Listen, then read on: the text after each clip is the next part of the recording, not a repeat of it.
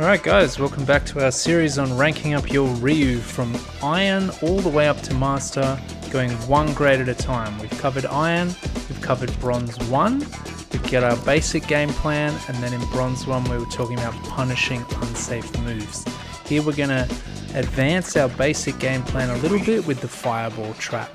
Now this is in some ways a slightly more advanced concept, but at the same time it's like so core to Ryu, like everything about Ryu is built around this Fireball Trap going all the way back to Street Fighter 2. I think we might as well talk about it now because it's going to be the fulcrum around which the rest of your game operates. So the basic idea with the Fireball Trap is that I've got here where the game begins when we start. I'll save a current state there. I've got the dummy set to block everything, and then we're going to set the dummy to jump when they block something, alright? So now I'm going to throw 2 light fireballs in a row and let's see what happens. Alright, so just at this range, I can uppercut Ken if he tries to jump at me, right? Now, you saw that my medium Dragon Punch actually whiffed. Now that's because he empty jumped, which means he jumped and didn't try to kick me in the face, but if someone were to try to kick me there, then the fact that their leg is extended would hit me. But even more than that, I just use heavy Dragon Punch and then I get him, right? And that's the basic idea with the Fireball Trap, is that at certain distances, if your opponent blocks a fireball, you can throw a fireball before they're able to jump in on you effectively. So let's turn off this forward jump for a moment and just look at our frame data. Okay, so I have an advantage of 18 frames, and that's largely because the light fireball travels slowly. So by the time it reaches Ken and he blocks it, I've completed most of my recovery animation. You can see that I have 23 frames of recovery on that light fireball, and it's 16 frames startup. Now the heavy fireball is only 12 frames startup, but it actually recovers slower. It's got 20 frames of recovery, right? Whereas this guy, the light fireball, has a faster recovery, okay? All right, so let's look at the implications of that. So again, if I put Ken to forward jump, if I do a light fireball and then a heavy fireball, I can still catch Ken no problem. Oops. All right, no problem, I got him. If I do heavy fireball into heavy fireball, then I won't. I don't think I can get him in time. Yeah, there's no way that I can recover in time to get my fireball out before Ken lands and blocks. Alright? And that's why we generally don't throw heavy fireballs when we're just trying to dictate space, control the pace of the game. We throw light fireballs because it takes longer for the fireball to get to Ken, and that gives me more time to uppercut him if he tries to jump in on me. Now, one thing you can do is light fireball into OD fireball, where you press 2 punch buttons. Right, that's still going to work, but there's not much point in doing this, right? Because the heavy fireball is almost as fast as the OD, and so if what we were trying to do was something like check our opponent's forward dash, then the heavy fireball would do that fine, and in fact so would the light fireball. Okay, so you just really don't need to worry about throwing heavies and OD at this range. We might sometimes throw a heavy fireball at this range just to catch our opponent out, just to mix the timings up so that our opponent has a bit more to think about. But mostly we just throw in light fireballs and that's it. Okay. What we do light fireball and heavy fireball for is for us to be able to walk forward. So remember I said in the very first video, Ryu is in fact not a zoner. So he's not Guile. The point of Ryu is not to like inch backwards slowly trying to take life off your opponent. The point of Ryu is actually use your fireballs to put pressure on your opponent so that you can walk forward. Because what you want is to be dominating this space and getting your opponent to whiff and do stuff like this so that you can then punish it. But that's quite advanced. For now, what we want to be doing is using our fireballs to get our opponent to jump so that we can uppercut them, and to get our opponent to walk backwards. And let me show you how that works. So I'm going to turn off his forward dash, and we're just going to have Ken blocking the whole time, right?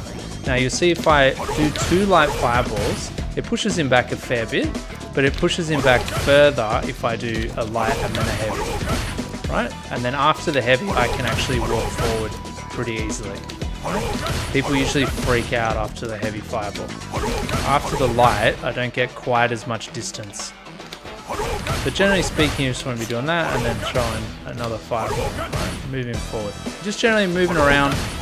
Occasionally you throw that heavy and make a bit more space, but mostly you're just throwing light fireballs at that frame trap range. About here to here. This is kind of the optimal range for reuse fireball trap. Let's talk about what happens if you get a little bit closer. But just before that, let's talk about drive impact. So obviously the main things that your opponent can do to beat your fireballs is to jump on you or to drive impact. At this distance that we were just talking about, it's not going to be possible. Look at that, it's too short, right? Even if I'm a bit closer, right? Because of the blowback, the pushback from the first fireball, here Ken might just be in range, but he gets pushed back by that fireball and then he's out of range, okay? So at this range, you can always throw 2 light fireballs in a row. If you see your opponent drive impact, that's good. That's what you want them to do. Remember that you want your opponent to drive impact, you want your opponent to jump so that you can punish them for it. If they're just standing around blocking your fireball, that's actually less good for you than if you can frustrate them into doing something. All right. Now one last thing that I'll mention here is that if you do light and heavy, then because again that first light fireball pushed them back quite a lot, most characters will not be able to reach you off a forward jump, right? From here they'll have to stick out a button and then you'll be able to punch it. If you have your opponent block 2 things in a row, let's have a look at that. So we're going to put this onto count 2, which means Ken's going to block 2 things and then he's going to jump, okay? So let's have a go at that. Yeah, see how far away he is? Like, I don't even know if he can quite reach me there, even if he stuck his foot out. Maybe. Right, so if I'm walking in behind that heavy fireball, then I can definitely drive impact in there. Right, sorry, dragon punch. Right, and that's basically what... Oh man, I'm such a scrub. That's basically what we're about, is throwing light heavy when we want to walk forward, and light when we just want to maintain some pressure, right? But we can also light and walk forward, keep mixing it up. All right, what about if we're a bit closer in here? Because often this is where Ryu wants to be. Ryu wants to be in here, using buttons like this, using buttons like this, sometimes using medium kick, just a space trap, and then eventually using this kind of stuff and using this kind of stuff, okay? That will cover that probably in gold, I think, starting to introduce drive rushes. So oftentimes you are going to want to be in here, and the fireball trap changes a bit. The way you should think about your fireballs at this range is as a poke. So this is a poking button, right? You can't cancel it into anything, it doesn't start any combos, but it's pretty quick, it's got a nice long range, and you can just tell your opponent to stay away from you with that button. And the fireball is the same. It's a 16 frame poke. You should think of it like one of Dalsim's limbs, right? Dalsim out here stretching his long hands out at you. Same sort of idea, but don't throw 2 in a row. Why not? So we've got forward throw on. Let's get into here. If I throw 2 in a row, oh, I've got it on delay, don't I? Yeah, oops. So if I throw 2 in a row, now I'm getting jumped in on, right? I don't recover fast enough because the fireball doesn't have as much time to travel to Ken before he blocks it. So if I'm just like mashing out fireballs here, I'm going to get wrecked, and it's the same story for drive impact, right? Oops, sorry. So there's no way I can recover from my second fireball in time to stop the drive impact, and Ken's close enough that that drive impact will make contact with me. So when you're at this close range, you probably still want to go for light fireball because you're just trying to dictate space and you're trying to get people to jump at you. But sometimes you can also mix in the heavy because it's so fast. And here you also might want to use OD a bit more, right? So let's say, I don't even know if this works. Let me just try this. This might... No. Okay, so OD fireball, you have to be... It doesn't work, but often you'll find that you've scared people into not jumping at you so much that you can sort of bully people with fireballs there, right? People will be trying to block and walk forward rather than block and jump. And in that situation, you can throw in the OD occasionally just to mess up your opponent's timing. Just be mindful of your drive gauge and making sure that you don't get into burnout. Getting occasional OD fireballs on someone so that they really get knocked down a lot and then have to start again is one of the best ways for Ryu to sort of frustrate his opponent and get in their head. Alright, so the key thing is when you're up close, do use light fireball as a spacing tool just to poke your opponent out, but don't throw 2 in a row. And same story for heavy fireball, don't throw 2 in a row. Okay? Alright. What else do we have to talk about? The next thing to do is if your opponent is just not jumping, they're just blocking the whole time, right? Just this sort of thing. Or they're doing a lot of neutral jumps over your fireball and trying to walk forward. So if you see your opponent neutral jump, don't throw another fireball, just walk at them, right? We're not Guile. Guile would sit around and try to do something. He'd set up a blade or something like that because Guile is a very defensive character. If we just see our opponent doing this kind of stuff, or vertical jumping, let's say I did a heavy. Okay, so they vertical jumped our heavy fireball, whatever. Let's just get in their face, right? Threaten. Ryu is a brawler. Like in this game, Ryu wants to get in their opponent's face, and it's kind of hard for Ryu to get in here. Like Ken, a lot of these other Ken, Bison, Akuma, Luke, a lot of these characters, they can just drive rush in. Their drive rush is quite fast. Ryu's drive rush is really slow. It'll be fine for you in the low grades, but once you get into Diamond and stuff, people will be checking you. So Ryu mostly uses fireballs to establish pace and then just moves in like that. If your opponent jumps over, just come forward. And then move back again, because probably after that jump, they're going to do something stupid, like they're going to try to sweep you, right? Or they're going to jump, drive impact. Scrubs love that, right? You'll see that a lot in the low grades, neutral jump into drive impact. So don't keep throwing fireballs as you walk forward, because then your opponent's going to drive impact you, all right? But if you start to see your opponent neutral jumping, or if your opponent's just continuously walking backwards like this, then just try to move forward. And we're going to keep moving forward until we've walked our opponent all the way into the corner, okay? That's a really huge part of Ryu. I cannot emphasize this enough.